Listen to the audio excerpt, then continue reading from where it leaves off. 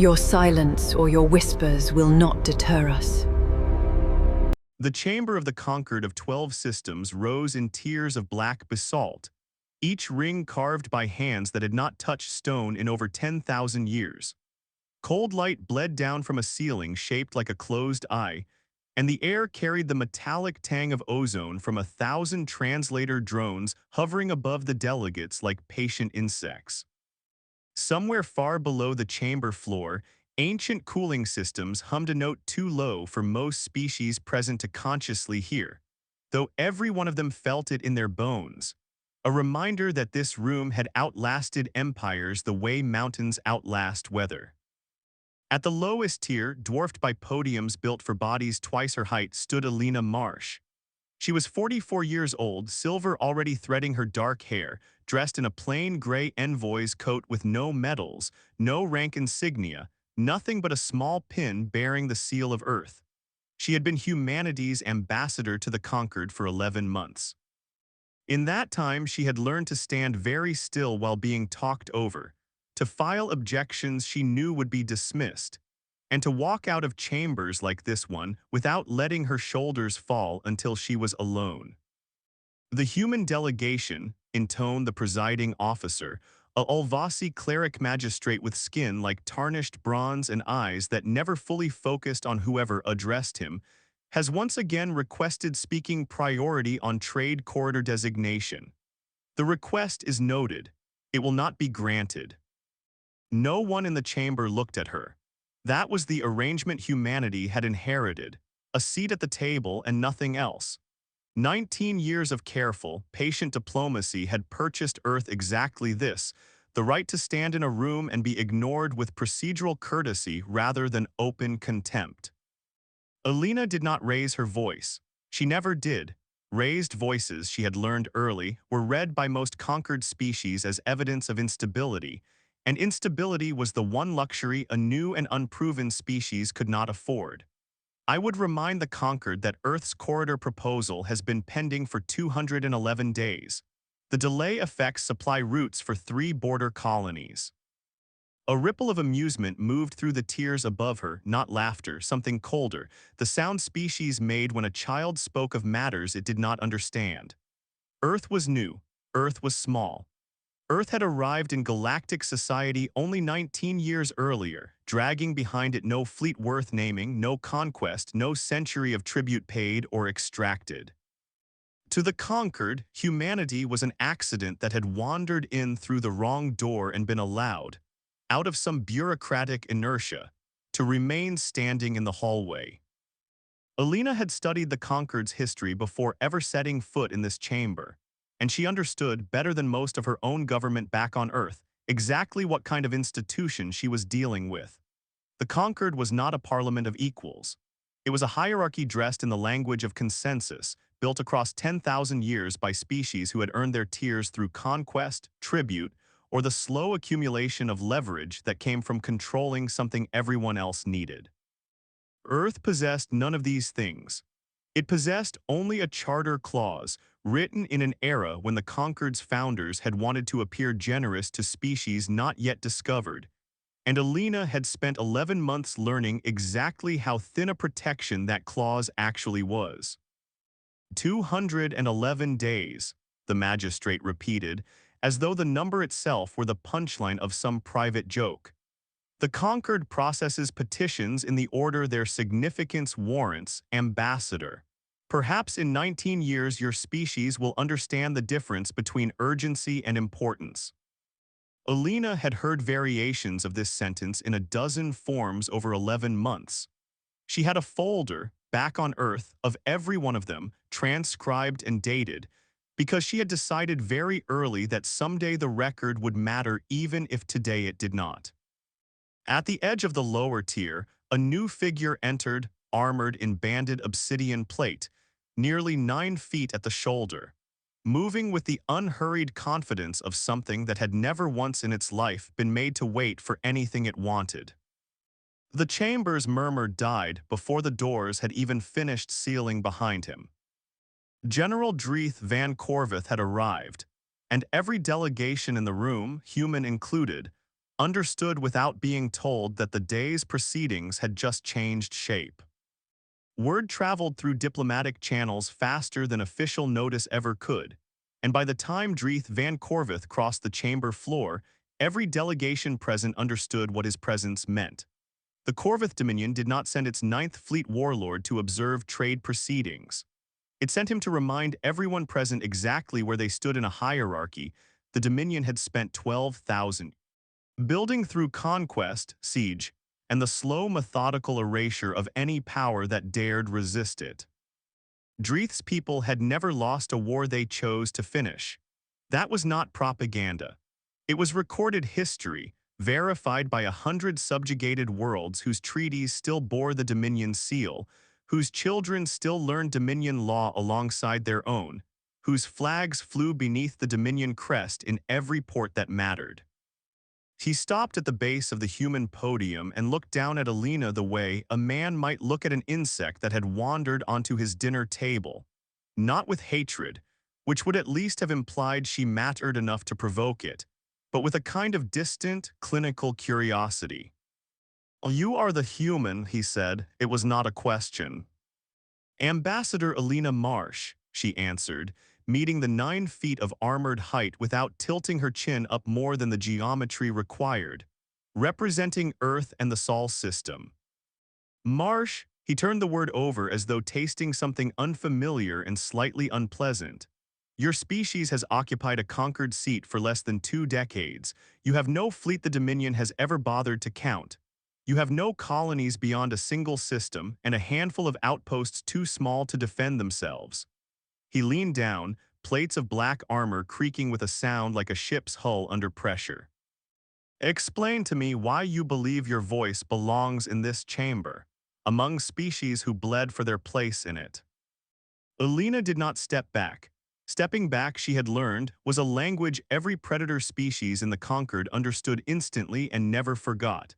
Because the Conquered's own charter grants a seat to any species capable of interstellar travel and diplomatic self-representation, Earth qualifies on both counts. The charter does not require conquest as a condition of legitimacy, General. A low sound came from Dreeth's chest, something between a growl and a laugh, genuine amusement rather than performance. Around the chamber, delegates who had ignored humanity for 11 months suddenly found the exchange very interesting indeed. Something was about to happen, and none of them intended to stop it. In a room built on 12,000 years of understanding exactly who held power and who did not, the small, unarmed woman refusing to lower her eyes was, for the first time in humanity's short tenure here, genuinely fascinating to watch. Dreeth Van Corvith had not come to the Conquered Chamber to debate trade corridors. He had come because 3 days earlier, a Dominion patrol vessel had been denied refueling rights at a human-administered way station on the edge of the Sol system's outer perimeter. Denied politely, procedurally, in accordance with treaty law that required advance clearance, requests the Dominion ship had not filed. To any rational actor reviewing the incident, this was a minor paperwork dispute, the kind resolved by a corrected form and an apologetic note. To Dreeth, raised in a culture where any denial from a lesser power was an insult requiring correction, it was something else entirely, and he had traveled 4 systems to deliver that correction personally in front of an audience that would remember it long after he had gone. "Your station, Commander," Dreeth said, voice carrying across the chamber with the ease of someone accustomed to being heard, refused Dominion vessels. A species with no fleet worth naming denied passage to warriors who conquered 11 systems before your ancestors discovered fire. The station commander followed clearance protocol identical to what is required of every vessel, Dominion or otherwise, Elena said, keeping her tone level. "I have the transit logs if the Conquered wishes to review them. The delay was 11 hours. Your vessel was refueled and released without incident once documentation was submitted." "I did not come for logs," Dreeth's hand moved. What followed took less than 4 seconds, and every second of it was captured by a dozen delegation recording drones that had, until that moment, been pointed at nothing more interesting than procedural minutes and the slow blinking of half-attentive magistrates. Dreeth seized the podium's edge built for human height, not dominion strength, and tore it from its floor mounting in a single motion, metal shrieking, bolts tearing free of 10,000-year-old stone, sending Elena stumbling sideways onto the chamber floor in full view of the assembled Concord. He did not strike her. He did not need to. He planted one armored boot beside her shoulder as she lay on the black stone, and he looked up at the tiers of delegates rather than down at her, addressing the room rather than the woman he had just thrown to the ground, as though she were already beneath his notice again.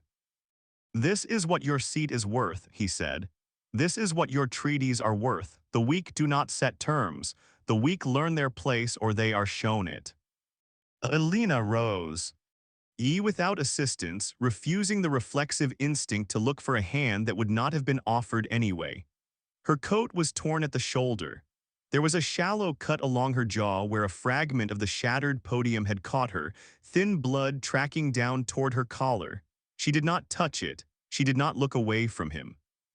"I will remember this," she said, quietly enough that only the nearest tears heard it clearly. "So will Earth." Dreeth laughed, a short, genuine sound, entirely without malice, which was somehow worse than if it had been cruel.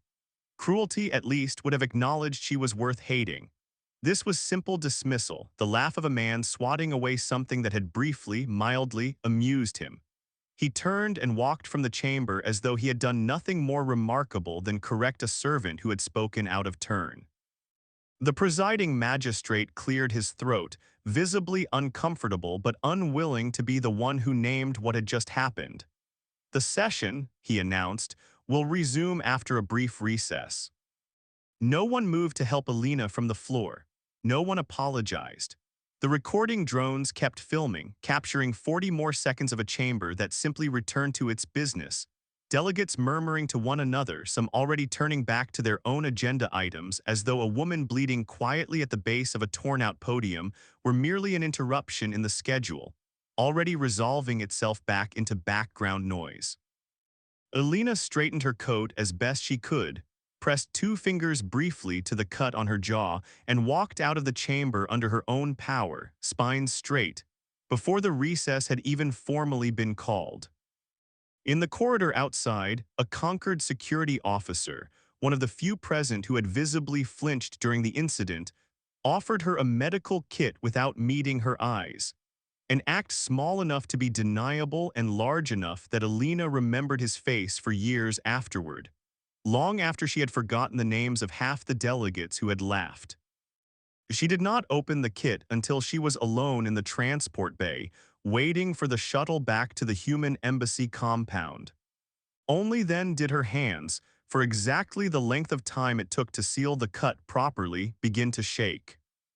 Within the hour, the Concord's Emergency Procedural Committee convened behind closed doors, not to discuss consequences for Dreeth Van Corvith, but to discuss whether the incident constituted an actionable breach under Concord bylaws, a distinction that would determine whether anyone was obligated to do anything at all.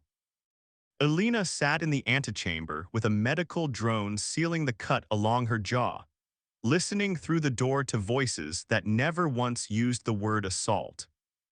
A physical altercation between a Dominion officer and a member delegation, the Ulvasi magistrate was saying, his tone the same bored cadence he used for corridor scheduling disputes, does not automatically constitute a breach of Concord Charter unless bodily harm exceeding minor injury can be demonstrated.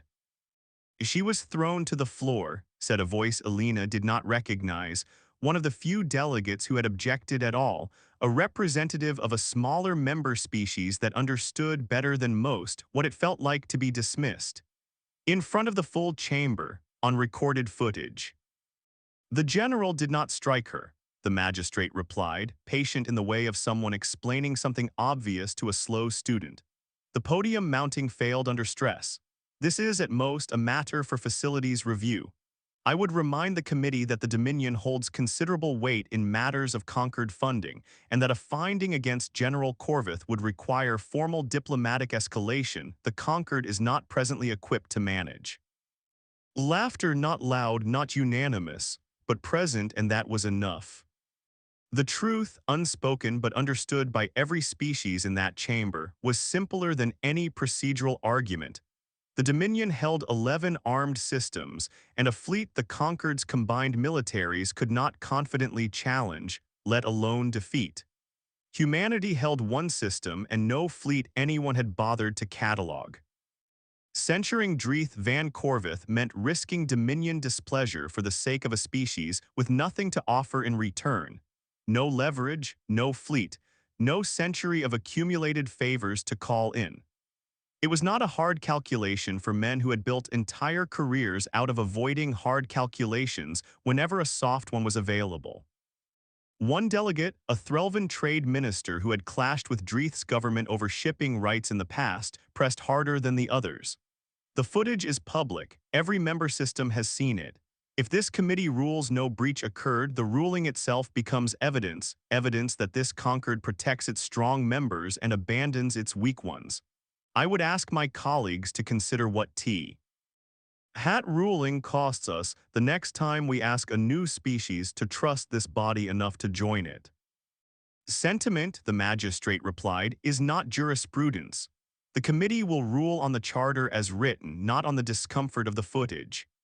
He did not look up from his notes as he said it, and the Threlvan minister did not press further, understanding, as everyone in the room understood, that the outcome had been decided before the session opened. Elena listened to nearly 40 minutes of this before the door finally opened, and she was invited, almost as an afterthought, to make a statement. She stood before the committee with the medical seal still fresh along her jaw. "I am not here to ask you to punish General Corvith out of anger," she said. "I am here to ask you to apply your own charter consistently.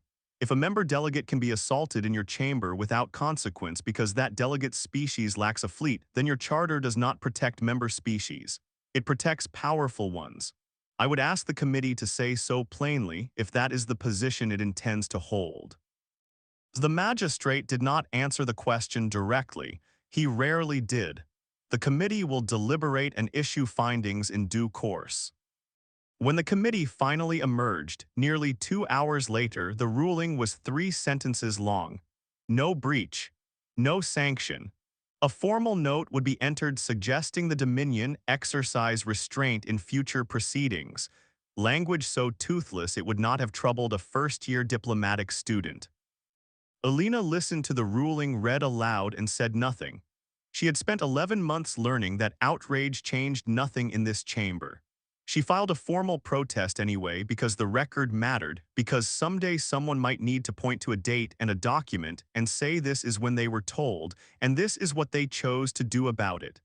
Then she requested transport home. The magistrate did not ask if she was recovering. No one did. As she left the building, a junior Ganvexy clerk, young, clearly uncomfortable, glancing over his shoulder before he spoke, murmured a quiet apology that would never appear in any official record. It was the only one she received that day. The footage reached Earth in fragments before it arrived whole. A shaky second-hand recording first, torn from a Ganvexy trade broadcast that had aired the clip almost as a curiosity, a demonstration of how the galaxy's newest member had been put in its place.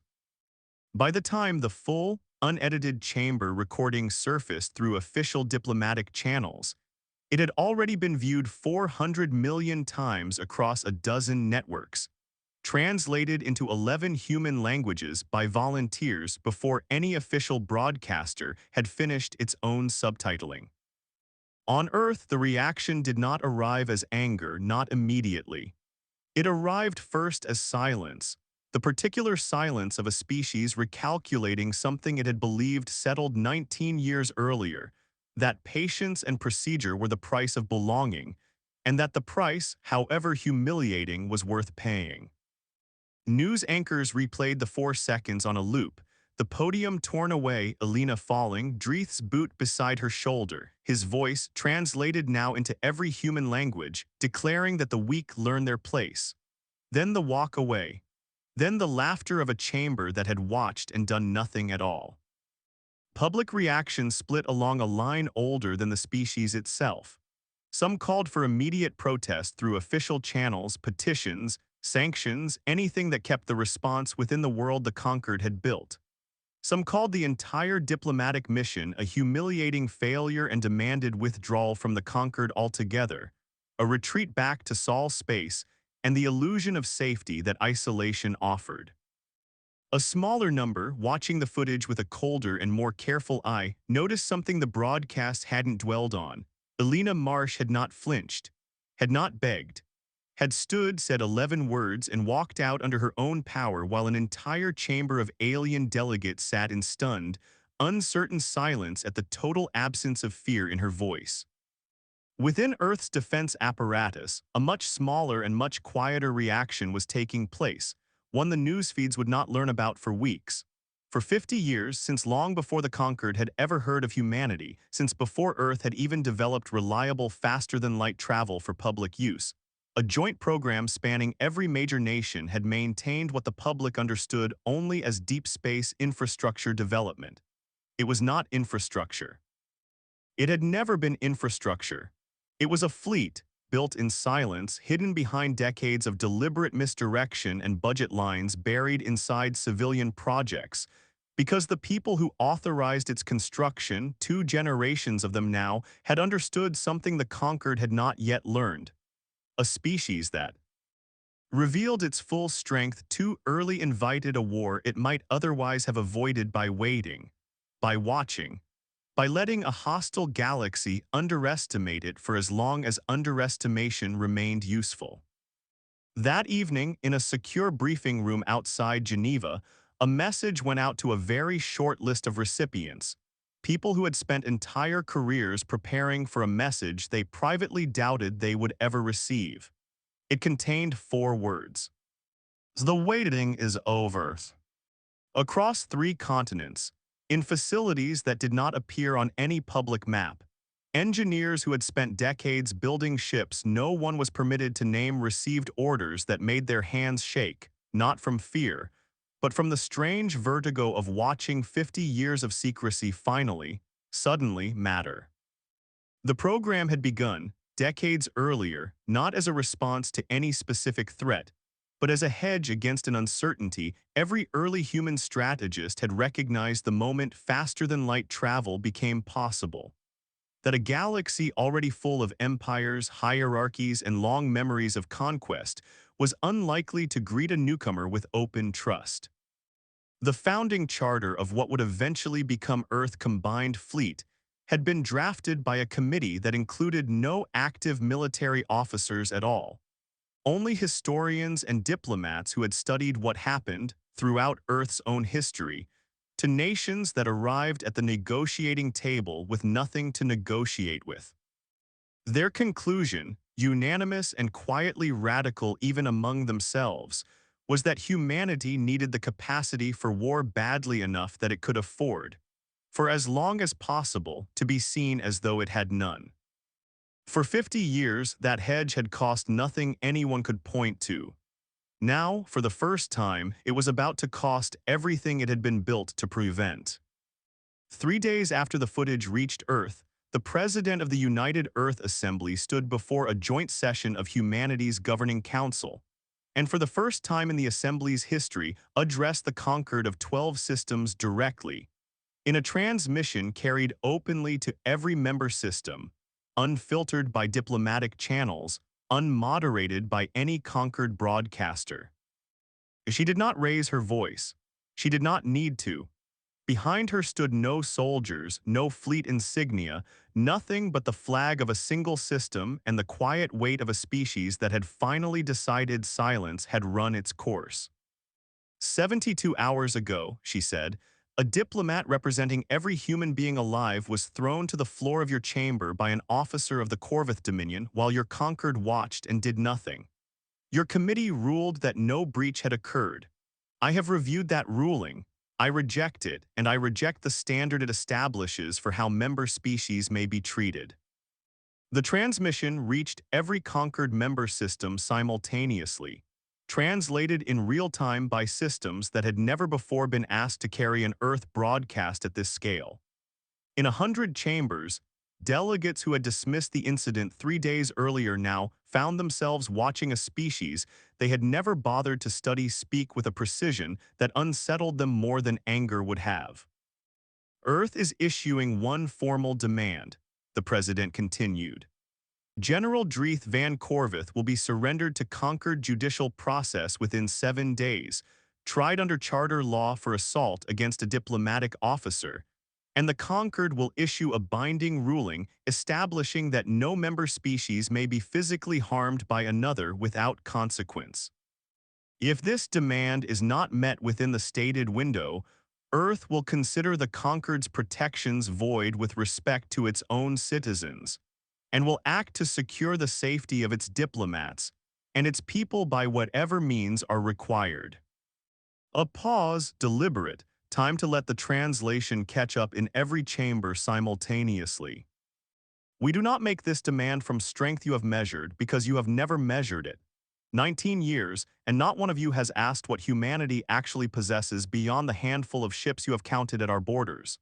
We make this demand because a diplomat who has done nothing but represent her species with patience and procedure was treated as less than a person, and we will not accept that as the price of a seat at your table. Peace to us has never meant weakness. If it has meant a choice, we retain the right to unmake. The transmission ended.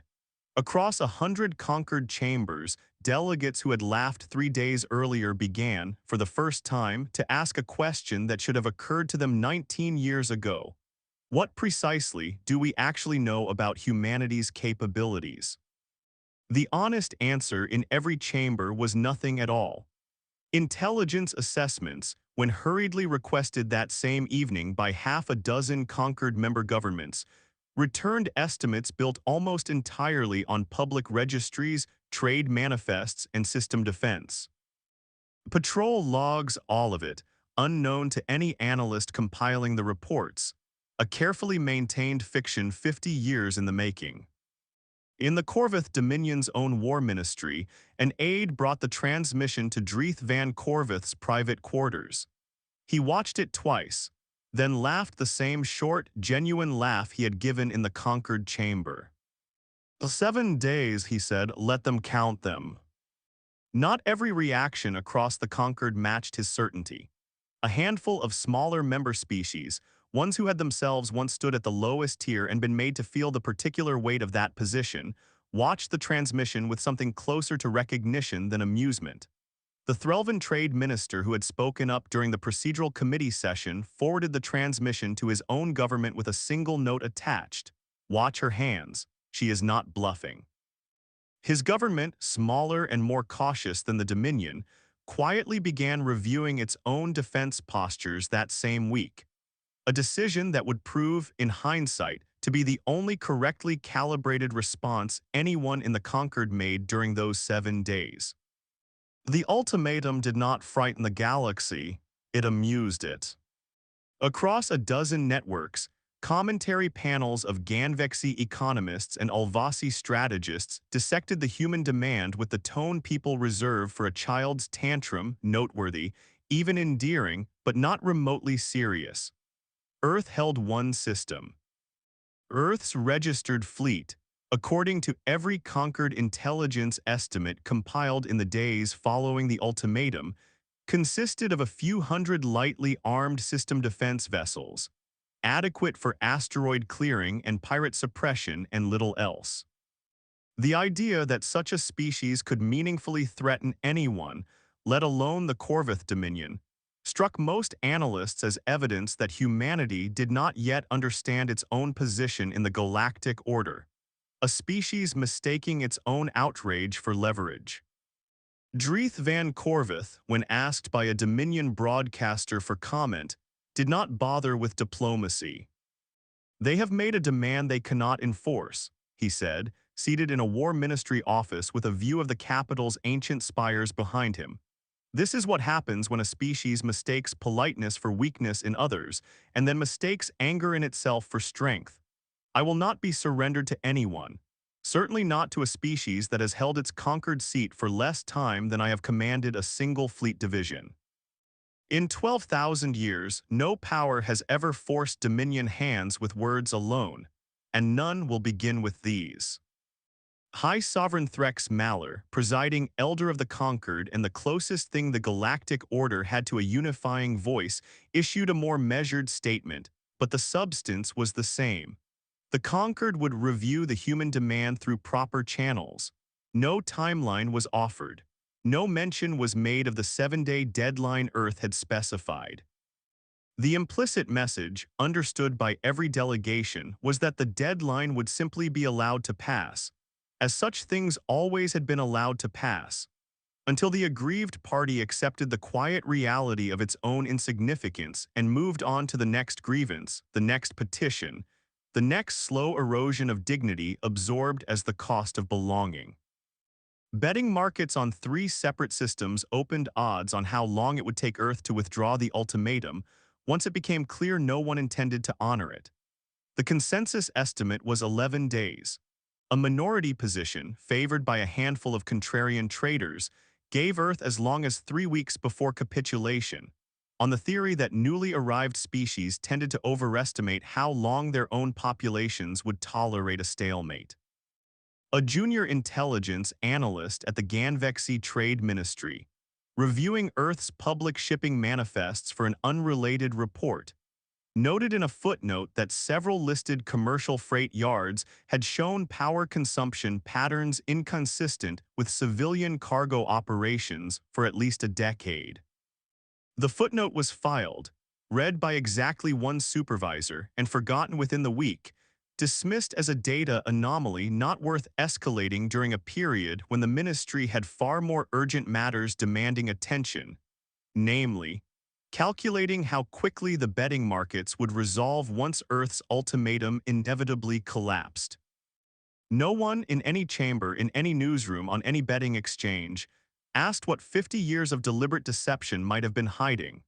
No one asked why a species with no fleet worth naming had spoken with such total absence of fear, why its president had used the word retain rather than seek when discussing the right to unmake peace, as though the capacity for war were already something Earth possessed rather than something it hoped to build. The galaxy had decided who humanity was on the day it arrived, and it saw no reason to revise that judgment now, 19 years in. The one torn podium later. The 7th day arrived.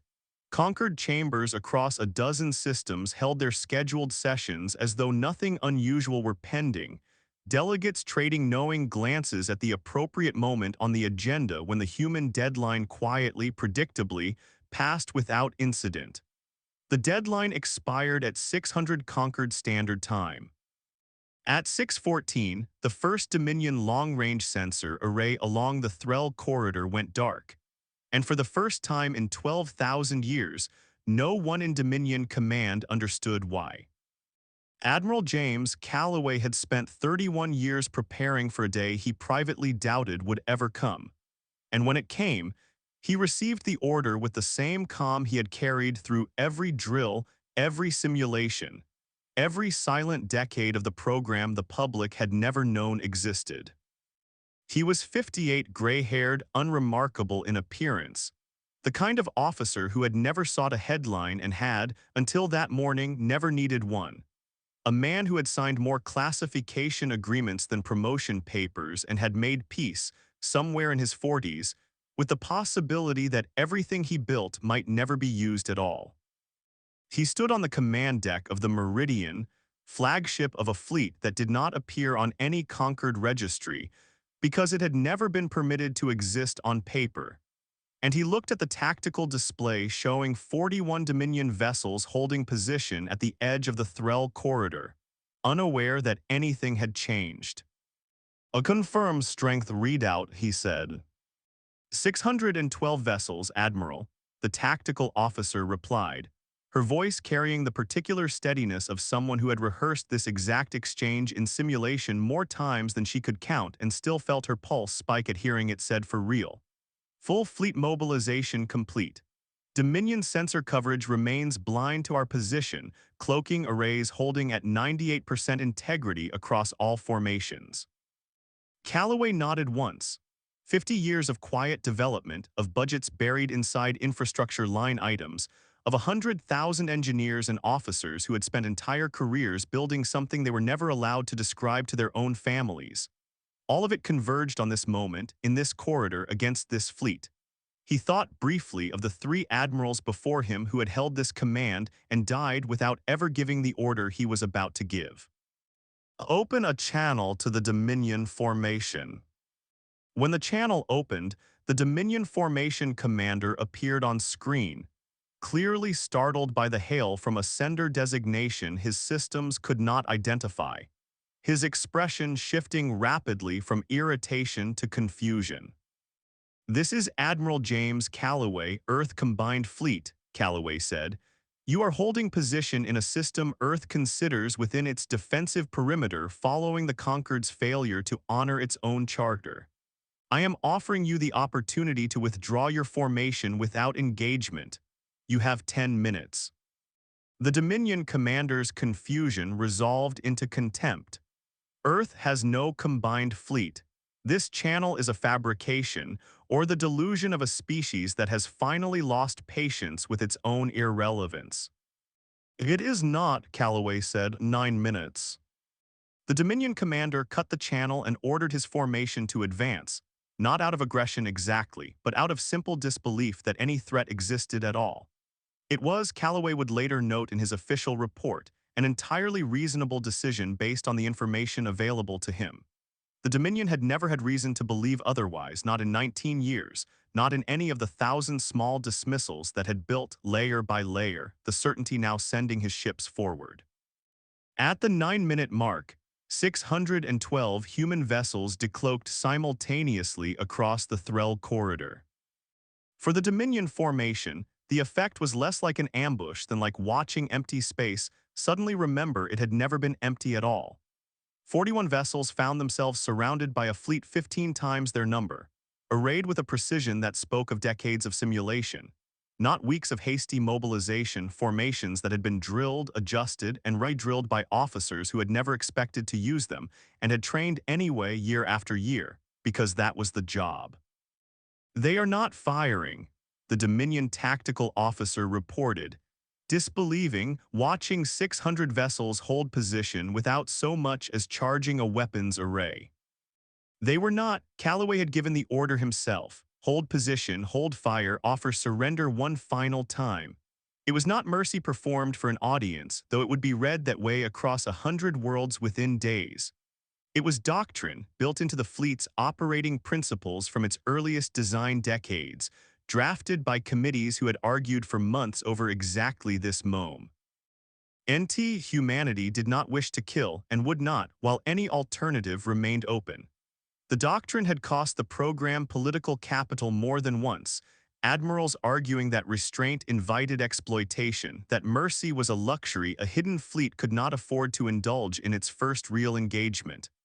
Calloway had overruled every one of them, and he did so again now. The Dominion commander, faced with impossible odds and unwilling to believe what his own sensors confirmed, chose to fight. It was, in the end, the only choice his 12,000 years of unbroken victory had ever prepared him to make. Nothing in Dominion doctrine contained a framework for surrender to an inferior power, because no inferior power had ever placed the Dominion in a position to require one. The engagement lasted 11 minutes. 38 Dominion vessels were disabled, engines and weapons systems targeted with a precision that left hulls intact and crews alive, a targeting standard that had taken years of simulation to perfect and had never once, until this morning, been tested against a live and hostile formation. 3 vessels, which continued firing after formal surrender terms were transmitted a second time mid-engagement, were destroyed. Human losses totaled 1 vessel, damaged, no fatalities. a statistic that would be repeated so often in the days following the battle that it became, almost without anyone deciding it should, the defining number of the entire war's opening. When the smoke cleared, the Dominion Formation commander, watching his disabled fleet drift silent and intact around him, transmitted a single message to Concord High Command, 4 words that would travel faster than any official Earth broadcast, faster than the footage, faster than anything the Concord's own networks could manage to contain. They were never weak. Aboard the Meridian, Calloway watched the tactical display clear, 38 red icons shifting to a neutral gray that indicated disabled not destroyed, and allowed himself for exactly 4 seconds to exhale. Recover the disabled crews, he said, full medical support, treat every one of them the way we'd want our own treated. He paused. Send the surrender terms to Dominion High Command directly. Tell them the offer we gave their formation commander still stands for anyone who wants to take it. No one on the command deck said anything for a long moment. 50 years, and it had taken 11 minutes. News of the engagement reached Earth 20 minutes later through a secure relay, and for the first time in 19 years, the news feeds carried a story about humanity's place in the galaxy that did not read like an apology. There was no triumphalism in the official statement released by Earth Combined Command. Only a single paragraph confirming that Earth forces had intercepted a Dominion formation, offered surrender, and accepted it with minimal casualties on either side. It was the restraint of the statement, more than any claim of victory, that convinced the rest of the galaxy the footage was real. Within the Concord, the reaction was not celebration but recalculation, conducted in 100 private briefing rooms simultaneously. Delegations that had spent 19 years filing humanity under negligible now found themselves rewriting threat assessments overnight, embarrassed analysts explaining to furious ministers why no one had thought to ask the obvious questions sooner. High Sovereign Threx Maller, watching the Threll corridor footage for the 3rd time in his private chambers, said nothing to his aides for nearly an hour.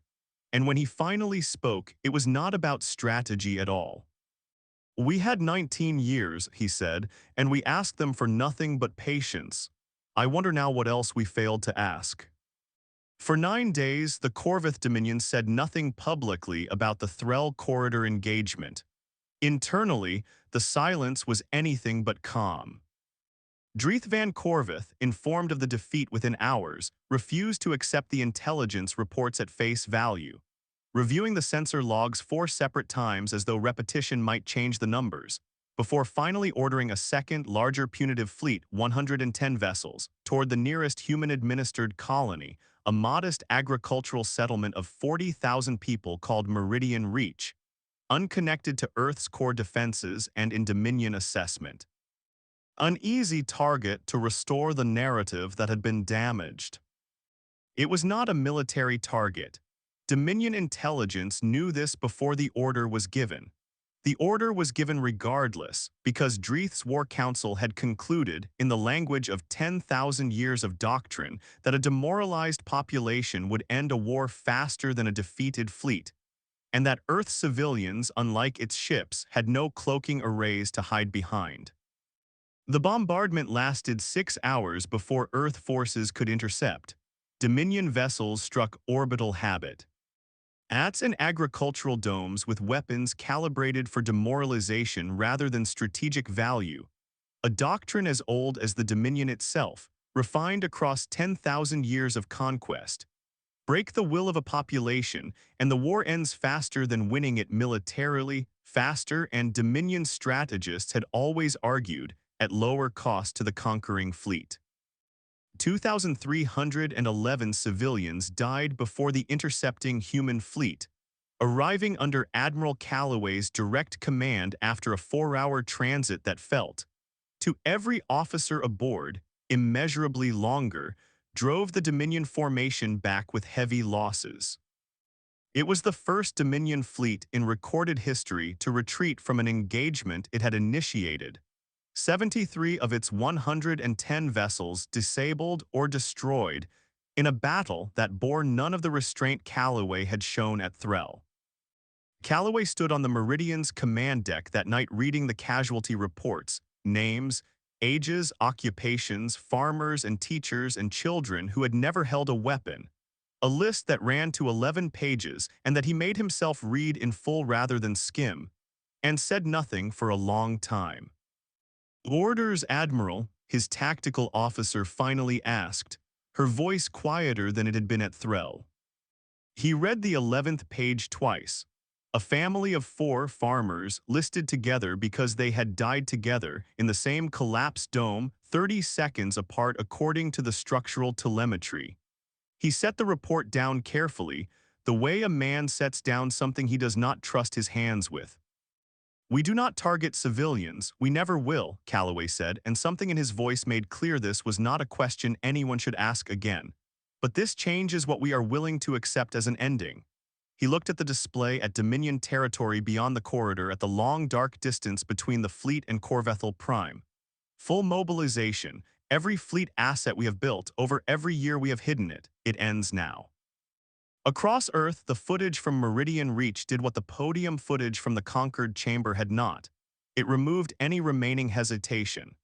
This was no longer a matter of a diplomat's dignity, however serious that had been. It had become, unmistakably, a war for the safety of every human being under Earth's protection, and it would be fought with everything the species had spent 50 years quietly building, all of it, without further concealment.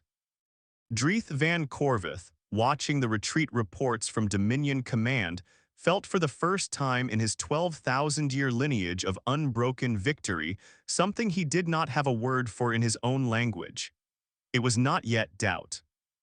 But it sat close enough to doubt to keep him awake through the night, running the Threl corridor engagement over in his mind. The 600 vessels that had held their fire, the surrender terms transmitted twice. The strange fact that a species he had called weak had killed 3 of his ships only after they refused twice to stop shooting at people who did not want to shoot back. The Concord, watching both engagements unfold within a single news cycle, went very quiet. High Sovereign Threx Maller called an emergency session that no delegation dared treat as routine. Inside the Dominion War Ministry, the debate over how to respond to Earth's full mobilization split the High Command for the first time in living memory. A minority faction, led by an aging fleet marshal who had served 3 sovereigns, argued for immediate withdrawal to defensible core territory, citing the Threl corridor numbers with a bluntness few dared use in front of Dreeth. "We have never fought an enemy who calculates losses the way we calculate supply lines," the marshal said. "They do not waste ships proving a point, they waste nothing." Dreeth overruled him, not out of confidence this time, but out of the simple absence of any alternative his training had ever offered him. 12,000 years of doctrine contained no chapter on retreat before a lesser power, and no one in the room, including Dreeth himself, knew how to write one on short notice. On Earth, the mobilization order reached every remaining division of the hidden fleet within 72 hours. And for the first time, the public began to understand the scale of what had been built in silence beneath their notice for half a century. Shipyards that had spent decades listed as commercial freight infrastructure opened their true manifests to press oversight under strict security protocol, revealing production lines that had never stopped running. Crews that had trained for wars they were told, year after year, would probably never come. Families of service members who had spent careers unable to explain their postings finally received clearance to speak. And the stories that emerged of decades spent apart, of anniversaries missed for classified deployments, of children raised believing there. Parents worked in shipping logistics, reframed the entire program in the public imagination not as deception but as sacrifice. What followed was not a war of attrition. It was a demonstration, conducted with a discipline that unsettled Dominion war councils more than the ships themselves ever could.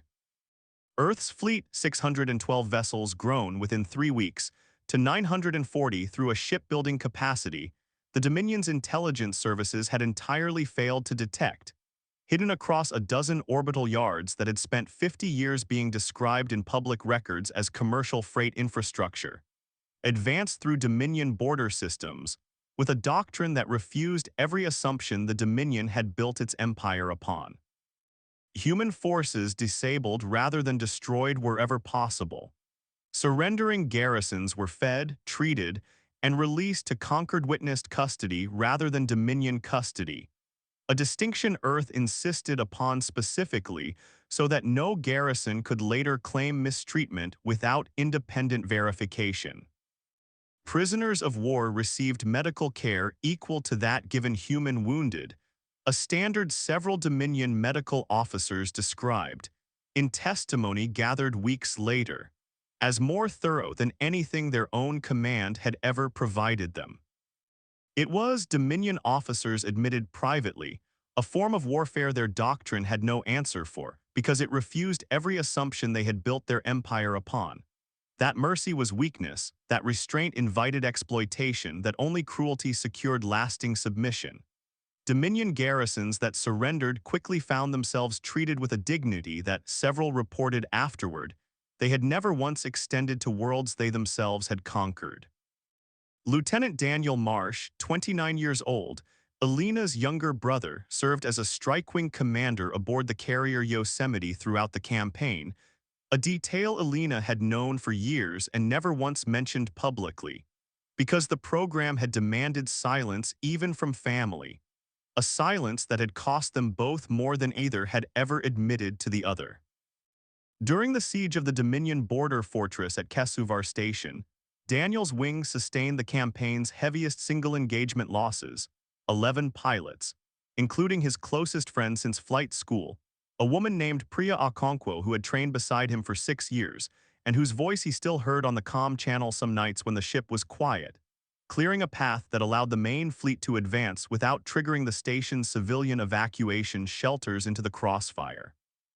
He did not learn until 3 days later that Elena, watching casualty reports from a diplomatic liaison post far from the front, had spent those 3 days believing him dead, a clerical delay in the reporting system that neither of them ever fully forgave the bureaucracy for. When the two finally spoke over a delayed and static-riddled comm line, neither of them said very much. Elena asked if he was eating. Daniel asked if the cut on her jaw had healed.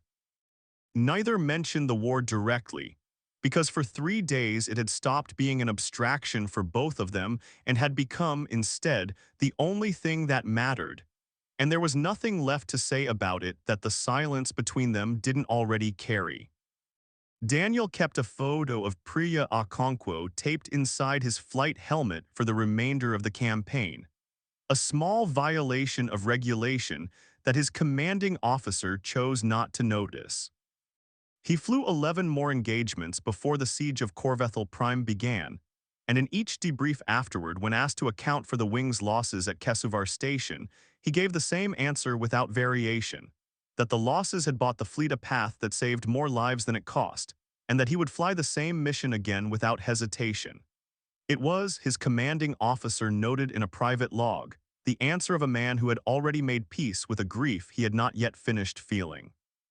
By the campaign's 11th week, Earth forces stood at the edge of Corvethel Prime, the Dominion capital, a fortress world 30 light-years deep in territory no outside power had reached in 10,000 years of Dominion history. Its orbital defenses layered across 4 separate shells, its ground forces numbering in the millions, its history unbroken by any siege that had ever come this close. The siege lasted 17 days. Admiral Calloway offered surrender terms 4 separate times before the final assault, each offer transmitted openly, each one rejected by Dominion High Command bound by a doctrine that had never once in 12 millennia required them to seriously consider what surrender might mean, or how it might be survived with dignity intact. Earth's industrial advantage revealed itself fully during those 17 days in a way no single battle had shown before, where Dominion shipyards required months to replace a single capital vessel. Earth's 50 years of concealed production meant reinforcements arrived at Corvethel Prime's perimeter every 3rd day. fresh hulls crewed by officers who had trained for this exact scenario since before some of the Dominion's own conscripts were born. Dominion strategists, accustomed to sieges measured in years against enemies who could not resupply, found themselves facing a power that grew stronger the longer the siege continued, a total inversion of every assumption their doctrine had ever relied upon. Supply officers on both sides would later describe it as the moment the war stopped being a contest of courage and became, simply, a contest of who had spent the previous half-century preparing and who had not. Civilian evacuation corridors, established and maintained by Earth forces throughout the siege at Calloway's explicit and repeated insistence, moved an estimated 1.2 million Corvethel Prime civilians to safety before the final assault began, escorted in some cases by the very human vessels that would, within days, be firing on the capital's defense grid. Dominion Command initially refused to acknowledge the corridors publicly, unwilling to concede that the enemy was protecting Dominion lives more carefully than Dominion doctrine protected the lives of the worlds it had conquered.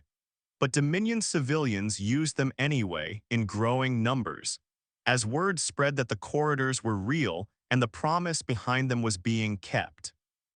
On the 14th day of the siege, Dreith Van Corveth, restored to a field command role despite the Threll corridor defeat, stood on the capital's outer defense platform and watched human forces methodically dismantle a shield network that Dominion engineers had assured him was impenetrable. He thought, unbidden, of a small woman on a chamber floor who had told him she would remember what he had done. He had not, until this exact moment, understood that she had meant it as a description of consequence, rather than a threat he could dismiss.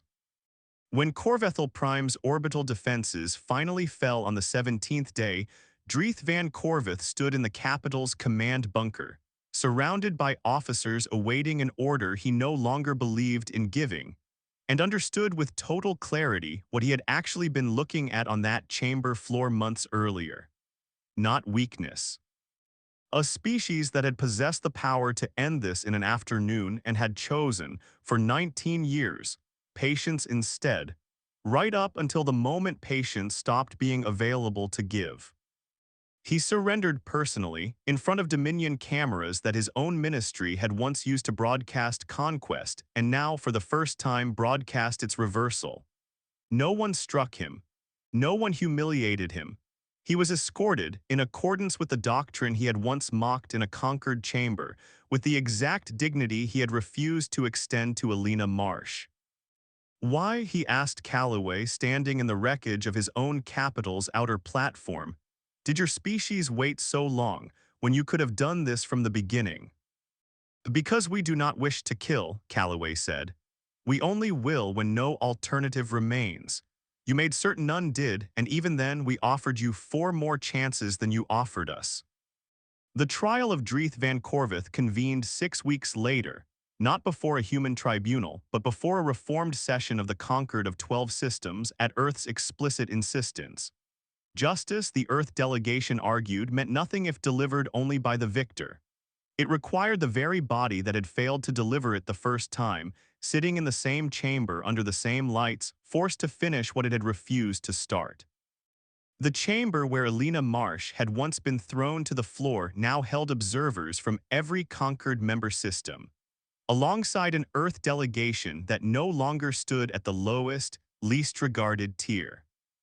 Elena herself, promoted now to senior ambassador, sat at the front of the human delegation as the charges were read. Assault against a diplomatic officer, and a following testimony from Dominion officers themselves, several of whom had requested to testify against their own former commander, authorization of the Meridian Reach bombardment against a civilian population. Dreith Van Corveth did not deny either charge.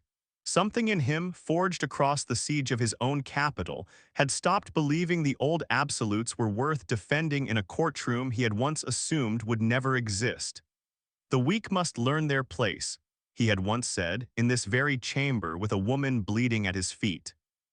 He had spent 12,000 years of inherited certainty learning, in 17 days, that he had never correctly identified who was weak at all, and the learning had cost more lives than he would ever finish counting. The tribunal sentenced him to permanent removal from military command and 20 years of restorative service.